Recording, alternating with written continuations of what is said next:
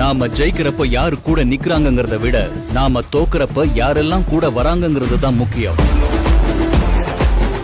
திராவிட முன்னேற்ற கழகத்திற்கு தேர்தல்ல வெற்றி தோல்வி ஒன்னும் புதுசில்ல. மிகப்பெரிய வெற்றியையும் பார்த்திருக்கு, மிகப்பெரிய தோல்விகளையும் சந்திச்சிருக்கு. கழகம் தேர்தல் தோல்வியை சந்திச்ச 1980ஆம் ஆண்டு கழகத்தோட இளம் கூட்டம் ஒண்ணு கிளம்புச்சு. அன்னைக்கு தேதிக்கு அதுதான் trend, talk of the town எல்லாமே. அது கழகத்துக்கு அடுத்த 30 வருஷம் நின்னு பேசுற மாதிரி ஆழமான அடித்தளத்தை போட்டு கொடுத்துச்சு.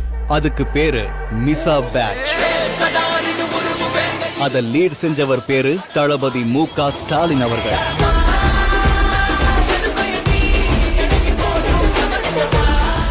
எமர்ஜென்சில மிசா கைது, கருத்துரிமை சென்சார்னு கழகம் எதிர்கொண்ட நெருக்கடிகளை தொடர்ந்து நிறைய பெரிய கலைஞர் கூட இருந்து கொஞ்சம் கொஞ்சமா விலகி போனாங்க.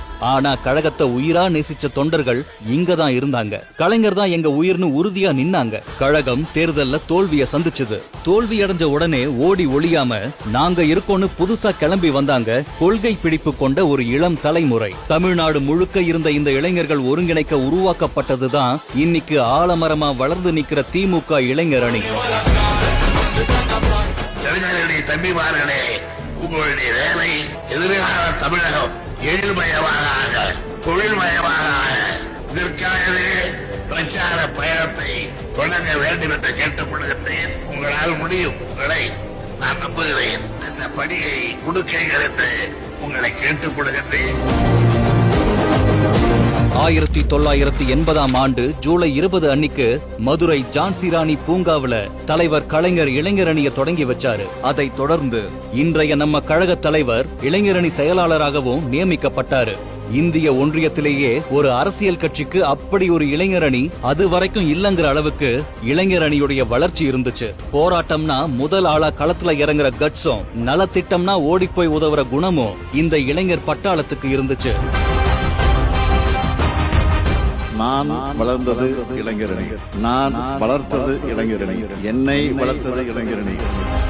கொள்கையற்ற கூட்டமா இருக்கக்கூடாதுன்னு நினைச்ச அவங்க பாசறை கூட்டங்கள் நடத்தி கொள்கை பயிற்சி கொடுத்தாங்க. பேரறிஞர் அண்ணா பிறந்த நாள் அப்போ பள்ளி மாணவர்களுக்கு பேச்சு, கவிதை, கட்டுரை போட்டி நடத்தி பரிசு வழங்கினாங்க. தமிழ்நாடே திரும்பி பாக்குற அளவுக்கு மாநாடு போட்டு மாஸ் பண்ணாங்க. அந்த மிசா பேட்ச் போட்டு கொடுத்த பாதையில இளைஞரணி செயலாளரா உதயநிதி ஸ்டாலின் பொறுப்பேற்ற பிறகு இன்னும் கெத்தா இளைஞரணி களத்துல இறங்குச்சு. சட்டமன்ற உறுப்பினர், அமைச்சர், இப்படி எத்தனையோ பதவிகள் வரும் போகும். ஆனா திமுகவுல நான் ஒரு உறுப்பினர், கலைஞருடைய உடன்பிறப்பு, இளைஞரணியில நான் ஒரு நிர்வாகி அப்படிங்கிற அந்த பெருமையும் கெத்தும் நமக்கு மட்டும்தான் என்னைக்குமே இருக்கும். கொரோனா நிவாரண பணிகள், நீர்நிலைகளை தூர்வாருதல், மழை வெள்ளத்தால பாதிக்கப்பட்ட மக்களுக்கு உதவிகள்னு ஒரு பக்கம், சிஏஏ எதிர்ப்பு போராட்டம், நீட் எதிர்ப்பு கையெழுத்து இயக்கம், ஒன்றிய அரசை கண்டிச்சு கண்டன கூட்டங்கள்னு மாஸ் கிளப்புறாங்க.